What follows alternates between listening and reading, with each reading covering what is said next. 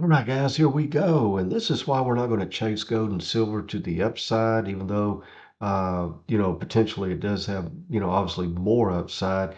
But we're looking for a pullback first, okay? And a few reasons here. Number one, here's the DXY US dollar currency index. Yeah, we pulled back, but we're coming into a potential support zone with this sideways consolidation here, inside bar, and another major measured move here at that green dash line, the one on top.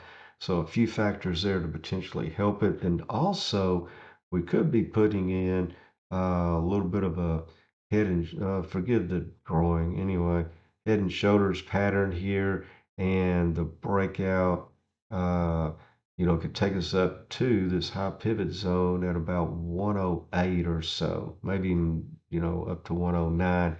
And, of course, it's going to have to, this part of the shoulder over here is going to have to, stop pretty soon, hit the brakes, and then, continue to the upside, if that makes sense, for that to come to action. We're just, wargaming this thing, playing chess here, trying to see two or three moves, ahead of time, what the dollar may do. Now, right here is gold, is micro gold futures, and if you follow me for any length of time, we love to play this thing.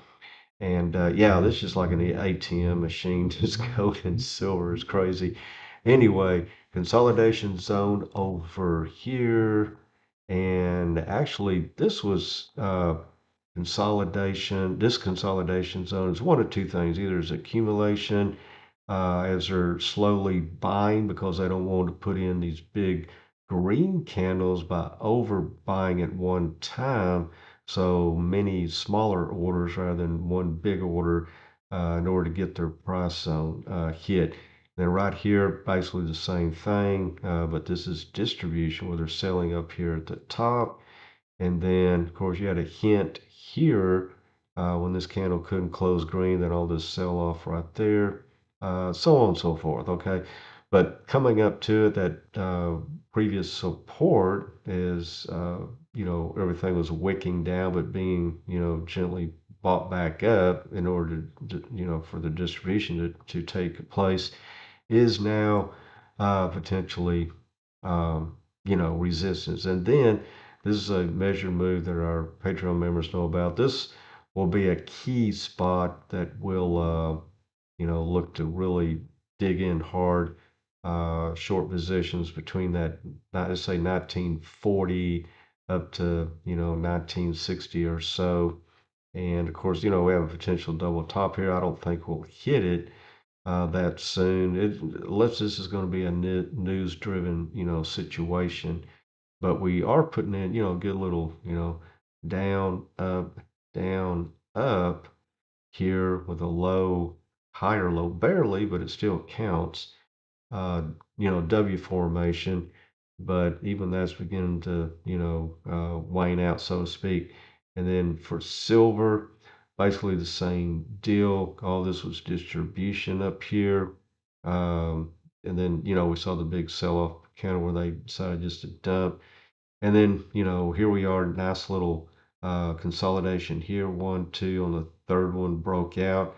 And we're on a time count here. Now, for micro futures, we've already started the overnight trading, the after hours trading and stuff. As you can see this candle here, then you can see it lit up over here. Some numbers tick off the time. A little high pivot here was previous resistance, and currently it's a little bit of resistance too, as they would run up into that next measured move. That's very important.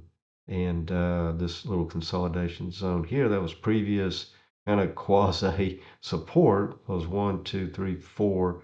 We held it, four different times, and finally we broke through it there.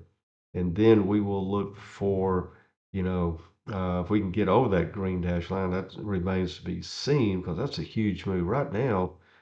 I mean, technically from here to here is one big green candle, and we'll see.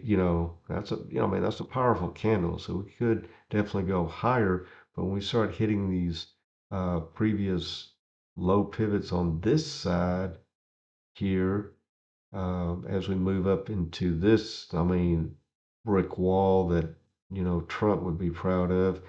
Uh, Basically, that's like a steel vault. So that's going to take a lot to get through. Not that silver can, it will.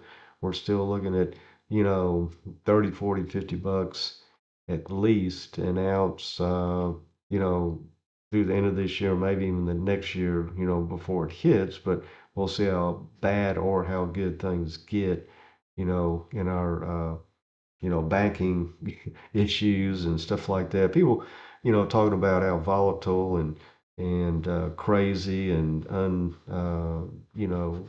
what am I thinking? Not very secure that our crypto market is and crypto exchanges. Well, hell, look at your banking system.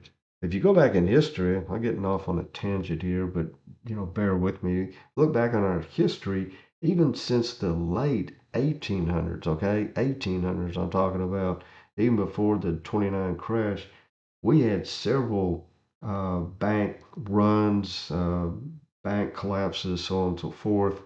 And yeah, it's like they never learn from their mistakes. Imagine that. And so that tells me they don't care about straightening it out. They're just going to run with what they brought, I guess.